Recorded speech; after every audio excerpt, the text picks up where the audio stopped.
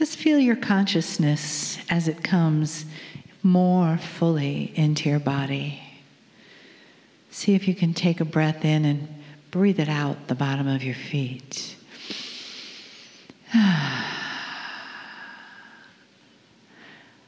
you might notice that you begin to feel a connection between the energy above you and the energy below, so that you are a part of that energetic connection between the one source and the earth source, our source of Gaia.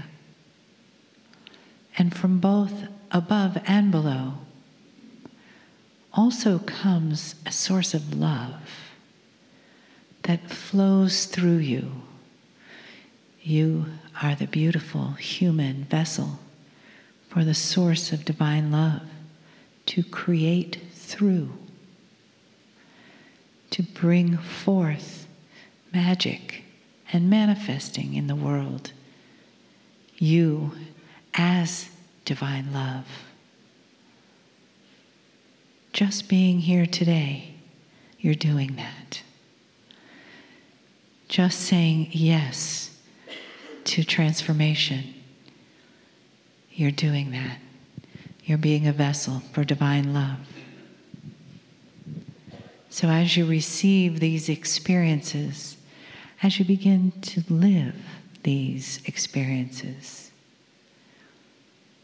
know that all is in perfect divine timing and direction, and that the love of the one divine source comes to us today in this room from the wisdom, the information, the guidance, and the love from Kryon. Greetings, dear ones. I'm Kryon of Magnetic Service. I want to continue from where we left off before. You're in a room that has far more in it than you think. It's filled with those who are what you would call esoteric. We've also told you there'll come a day when inventions start to allow you, permit you, to see unexpected things. And science will have to rewrite the definition of life. That you will start understanding that in multi-dimensions there are reactions. Reactions that can only be judged as intelligent, not otherworldly, right here on the planet. And you will realize at some level that truly you're not alone. That there's more here than you ever thought. The inventions that I'm talking about will be physics, which will allow you to see those things which are partly quantum. And that will then lead to other inventions and more discoveries. It's the way of it, dear ones, because this is the evolution of knowledge. The kinds of things that you will be presented with that you'd study and know right now are real and true. I want to discuss something which is very close to me. I've told you before, Kryon is not an entity. The word is given to an energy group that speaks to you on a regular basis and has the same message from the other side of the veil. Very difficult for any human to understand this, and even the ones of you that say you do, it's still something that is not in your reality, so you make assumptions about it. I speak through my partner because that's the way Spirit speaks to humans, and it always has been. All scriptures were this way, all written by humans, all presented by humans, so that you would understand that it's a combination of partnership, and it is. And the partnership is God inside. So you might say, I represent a piece of you. And you might feel it and resound to it, recognize it.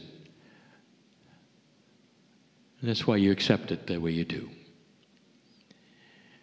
I want to talk about something. I want to make a paraphrase of a verse of Scripture from that which you call your Bible. The part of the Bible which is new and not old, by an apostle. Some of you may recognize it, some of you may not. It is totally, completely paraphrased. And here it is. I may be famous. I may be a king. I may be in charge of a country. I might even be a pharaoh. But unless I have love, I'm simply a noisemaker in the wind. And there will be no record of anything after I'm gone. This scripture speaks of the power of love. It speaks of it in a way that you might not expect, way ahead of its time. With the one who wrote it actually feeling in his cells the love of God in a way that could only be divine, and nothing that he had generated as a human being. You might say he was on fire for God. He loved that which he felt, and he was one with everything. He knew who he was, but he really, really knew about love. What is your perception of love? I want to review some things I have said before for this discussion. Love is not understood. And in your language, you have one word for it. It's not understood because it's so many things. Because it's used so often to represent so many conditions, parameters. In some languages, there's up to 13 words for love. Because love could be so many things. It could be the love that you have for your child, for your parents, for your partners. The love that you have for your friends. Love you have for your pets. The love you have for the earth, for Gaia, for the trees. I've just given you many kinds of love. And then there's the casual love. There is the, I love it when this happens. I love ice cream. I am in love with life. There are so many different kinds of the uses of the word love. So in this little discussion that we're having now, we'll try to define it. First of all, it's mostly undefinable. Did you know that love is a form of consciousness? It is not an emotion. I'll get to that. It's a form of consciousness. And no one knows what it is. You can measure the effects of love. And they're great. You can measure the effects of anger. And they are great in what they do to the chemistry. But love affects not just the chemistry. Love affects the individual piece of DNA. Love is individual, cell by cell. It doesn't trigger the reaction of a hormone or some kind of chemical that is going to create something in your body. It doesn't work that way, not really. It affects every cell, even to the DNA. It's really not understood, not definable. No biologist knows what it is. It cannot be defined because it is a mystery. Whereas anger and depression are not, love is. because it's almost outside the body. A man or a woman who is in love goes temporarily insane. Stops eating. Starts looking at the wall and sighing a lot. Starts imagining. What is that? It's a state of consciousness that literally takes over your cellular structure for a while. Later, in a more mature way, it sits within you in such an elegant way that it calms you, even gives you longer life. It goes into the cells of your body in such a way anger does not, depression does not. It's not an emotion. It can be measured and has been over and over. And still, it's not really definable. Not the kind of love that we are talking about. A love that is far beyond the love of a mother for the child. And that's a lot. It's the love of the Creator. It's the love the Creator has for you. Unspeakable because it is not definable. Unspeakable because it is out of the realm of your understanding. And we'll talk about it in a moment. It's really not of this world. And you know that. It's not the love of a human for an animal or the human for a tree. It's a different kind of love. Completely, totally different. We'll define it as that which you can experience profoundly when you think of the Creator partnership with you. That's as good as we can make it. And that's what we want to discuss. There's so much we'd like to tell you about love. Dear ones, it's from God. It's from the other side. It's from Spirit. It's from the Creator. Whatever name you have for that which created you and all that is here, from that which lives inside you, it's from the other side of the veil. And it's changing. The energy on the planet is starting to create different kinds of patterns. The very magnetic field that you have, readjusted as it has been, allows for different patterns. It relates to consciousness. There's the key that my partner has taught all day long. That the magnetics of the planet, that field you sit in, that has life purpose within it, that you need for life, that magnetic field is related to what you think, consciousness. Therefore, since consciousness is related to the physics of magnetism, and magnetism is the magnetic field of the planet that you all sit in, therefore, you can affect the entire humanity of consciousness by what you start and what you feel. And the key is love. The love from the other side of the veil that comes with you, with the higher self inside you, through the pineal, into you. That's the love we speak of. It's from the other side of the veil. Now you knew that. It's why it seems so otherworldly.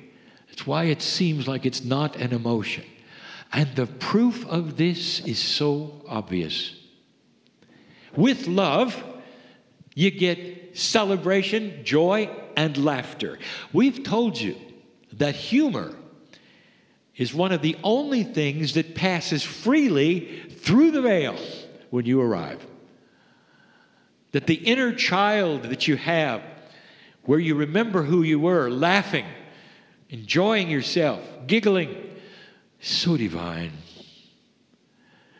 It's such a divine feeling for this, more than emotion. It's a paradigm you have that is sacred. I want to show you something. Laughter And joy is addictive. And it's catchy. Almost like you would catch something in the air. And this has been proven over and over scientifically. If you get a number of people together, let's say, in a train, and one of you starts laughing, over a period of time, it's contagious. And if you continue it, the entire train car will be laughing. And they will have no idea why. It's not an emotion. It is an energy. And it's a sacred, beautiful energy. And the laughter is something that comes so freely when you get fear out of the way and all the other things that would get that into that way which would create darkness. It's infectious. The laughter that is there. It's more than some of the other things that humans do, which also seems that way. One yawns, many yawn.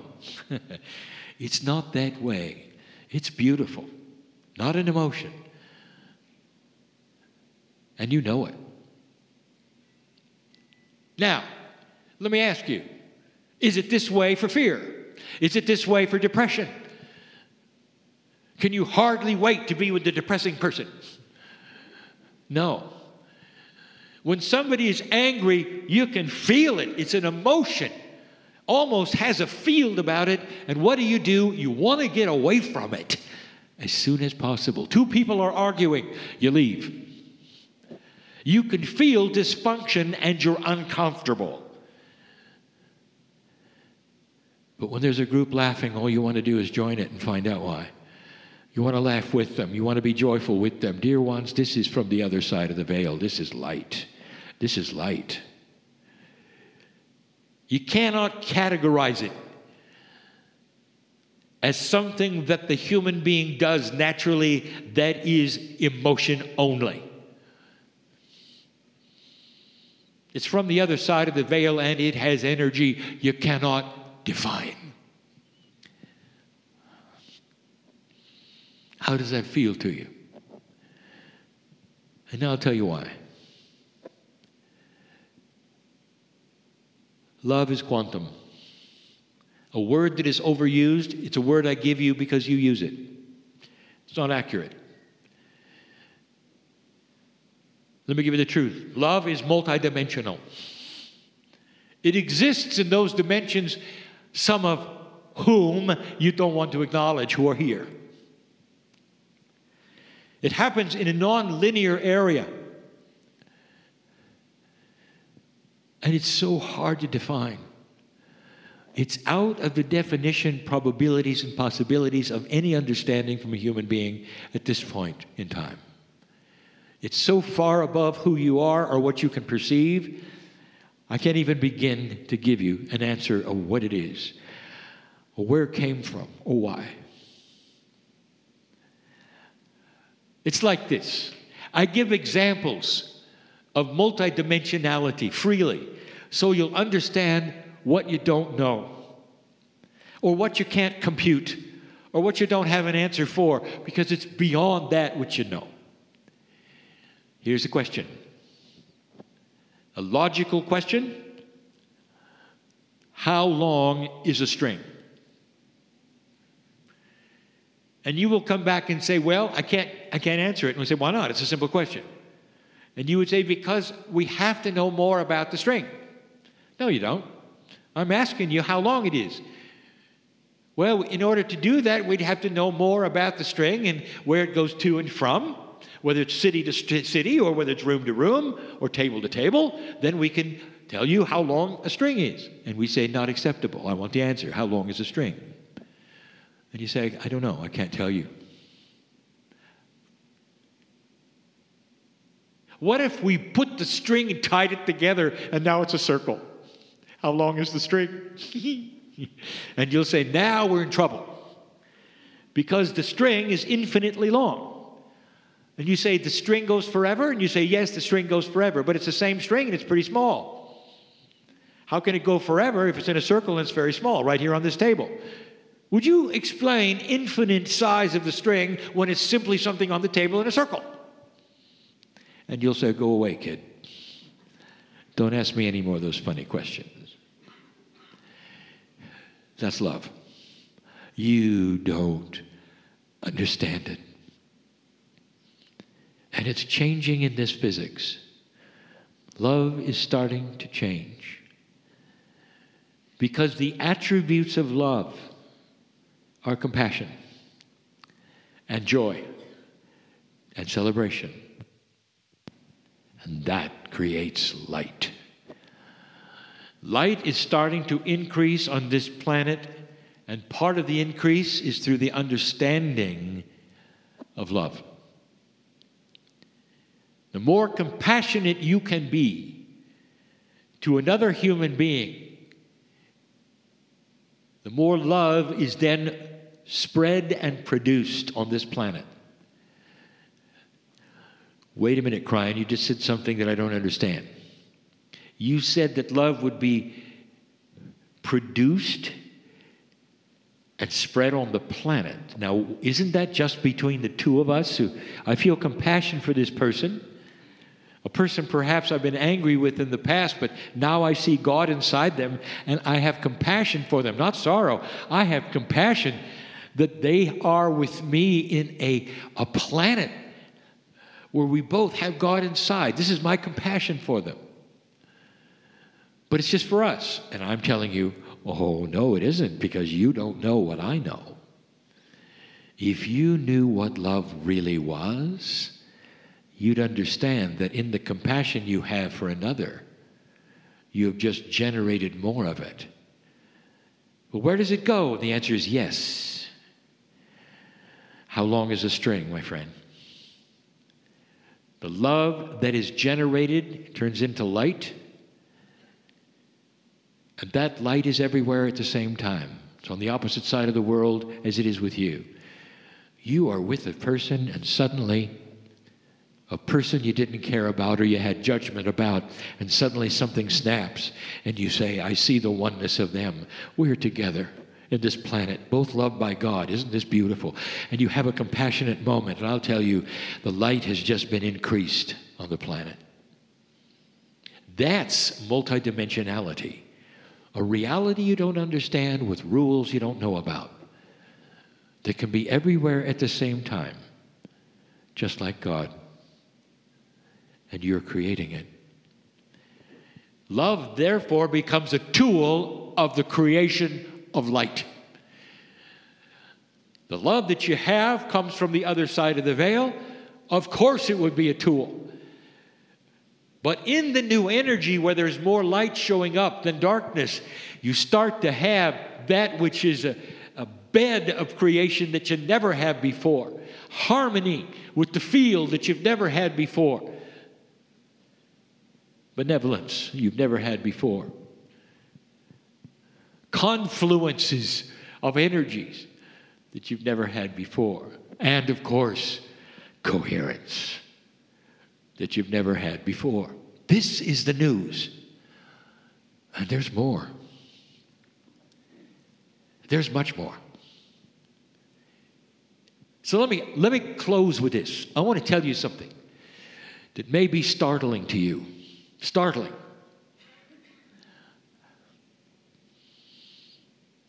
No matter who you are, right now, who's listening, there'll come a day when you make your transition. All of you.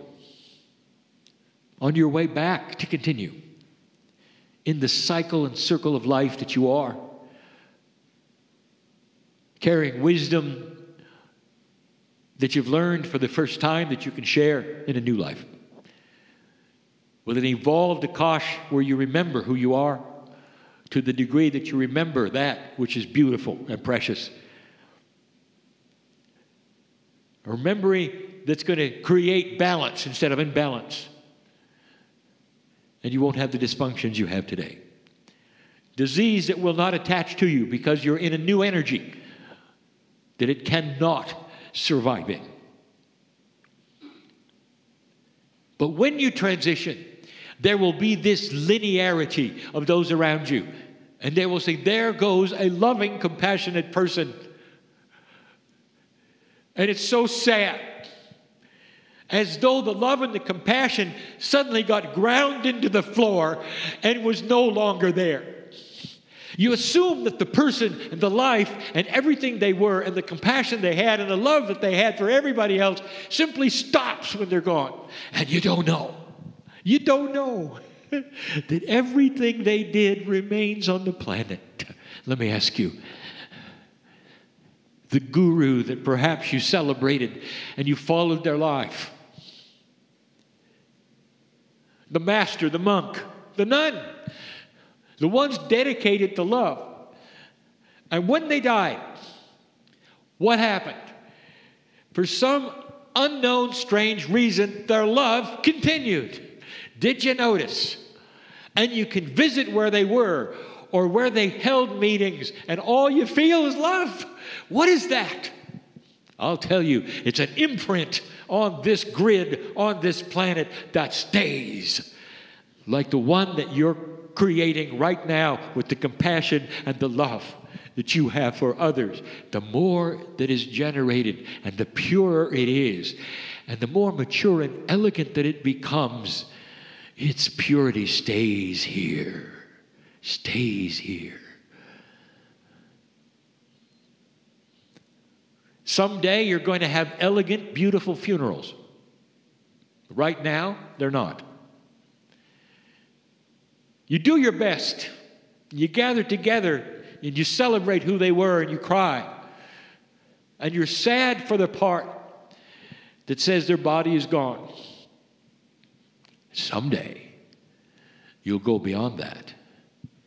And you'll celebrate what they created that's still here, and the love and what they did on this planet that affected everything. And you'll sing cheerful songs, songs that you sang in celebration when you were children and could twirl around because you know they're coming back as children. Because they're going to experience that which they created and what they left. They're going to be born into a world that has more love than the one they came into originally. And that funeral will have a name that you will put to it. I don't know what it's going to be yet. A different kind of a goodbye. That's not a goodbye at all. It's a transition. It's an acknowledgement. It's a maturity that you haven't had yet. More than a celebration of life, it's a cheerful event that says thank you. Thank you. And when you come back, we may not know who you are, but we're going to thank you in advance for even coming back. That's where it's going. Someday, these things that are sad today will not be. And you will also recognize that those you've loved and lost are still here, and that they had an influence on the planet the best they could. And they're still everywhere. Some of them have actually come back so that they can feel the energy as children and remember who they were and continue the process of the love of God.